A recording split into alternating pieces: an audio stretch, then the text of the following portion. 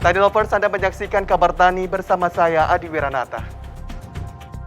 Dalam masa pandemi COVID-19 dan pemberlakuan pembatasan kegiatan masyarakat atau PPKM, kawasan agroedukasi wisata Ragunan, Jakarta Selatan terus produktif sebagai salah satu sumber penghasil pangan di tengah pandemi.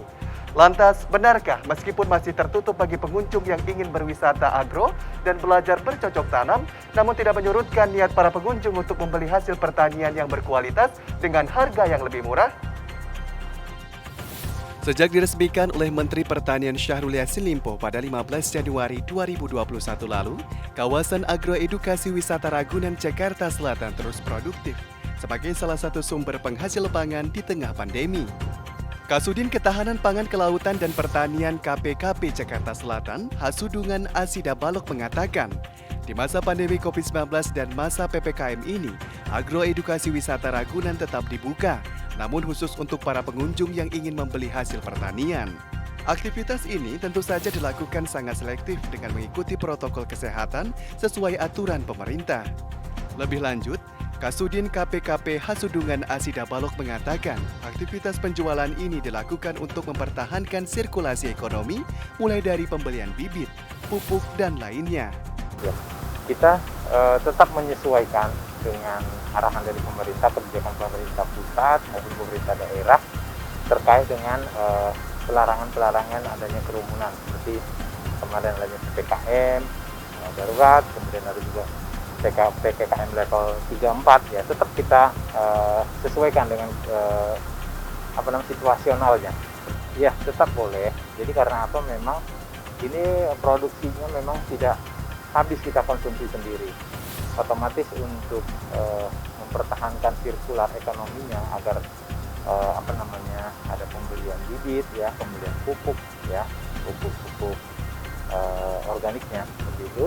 Ya, kita bisa menjual apabila ada yang tertarik untuk membeli.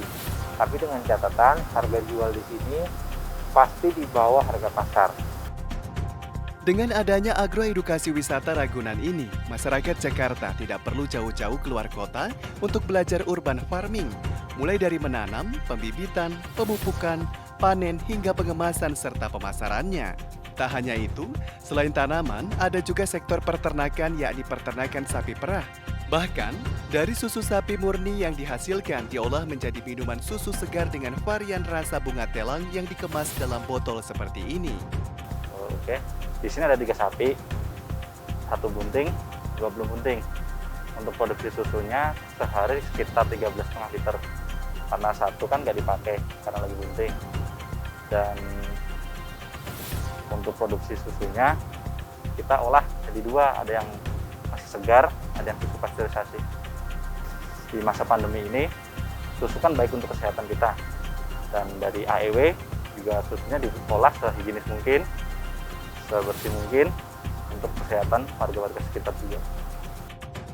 Umi, salah satu pengunjung di agroedukasi wisata Ragunan ini mengatakan, meski saat ini tidak dapat berwisata agro, namun ia senang karena dapat berbelanja produk kebutuhan rumah tangga, seperti sayuran yang berkualitas, segar, higienis, serta harga yang lebih murah. Kebetulan hari ini saya belanja sayur, kacang panjang. Kenapa saya suka beli di sini? Kebetulan AEW itu menyediakan konsumen untuk beli sayur karena di sini lebih aman menurut saya, tidak menggunakan pestisida. Dan hari ini saya juga membeli susu. Kebetulan di sini ada varian baru saya ingin mencoba, yaitu susu vanila kembang teleng. Boleh di sini kebetulan kalau untuk berwisata dia nggak boleh karena saya belanja. Diizinkan kemarin. Demikianlah Kabar Tani hari ini. Saya Adi Wiranata mewakili kerabat kerja yang bertugas mengucapkan terima kasih atas kebersamaan Anda. Salam TV Tani. TV Tani, televisi pertanian pertama di Indonesia. Sampai jumpa.